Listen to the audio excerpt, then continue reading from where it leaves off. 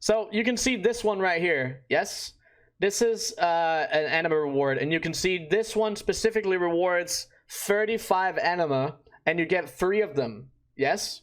Now, if I was to log over to my main, and this one doesn't have all the upgrades, but if I was to log over to my main, which is one out of a, you know, I have multiple that have the Covenant buildings fully upgraded, but you can see there you would get 35 times 3. So you would get 105.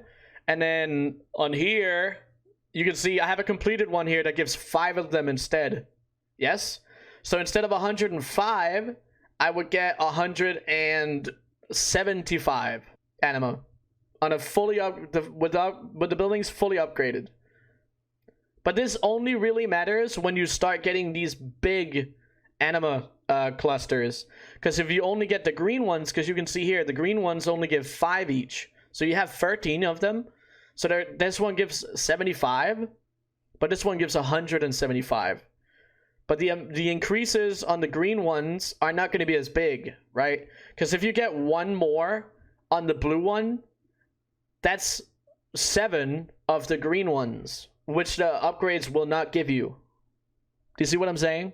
So that's why I wait with upgrading my buildings until I start getting these, which is pretty far into the mission table. So it's not worth spending your anima before that. You can, if you're only doing a couple mission tables.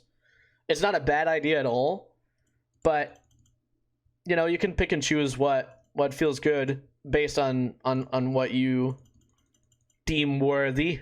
Because I obviously do my mission tables in a very specific way. That's why, I mean, for the long term, it's pretty important to upgrade your Covenant buildings, because it's going to make the process of being self-sufficient super easy. And you don't really have to worry that much about prioritizing missions. You could just do whatever.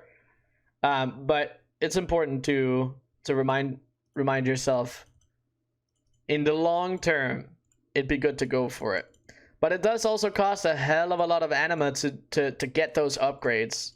It's no small feat. So the amount of anima farming that you have to do is pretty intense. So it's either farming a ton of anima and upgrading the like all of your tables like that, or, you know, every week and a half you do a little shaping fate and send some anima around to support it. That's all it is. And I've decided, for the majority of my characters, I think I'm just going to do a little shaping fate here and there, because it doesn't take that much out of my day. And then when I do shaping fate, I get reputation, I get gold, I get some items that I can sell as well. So it gives me a little extra gold doing that anyway. And then also, on the characters that aren't fully maxed out with the renown yet, they need to do it anyway.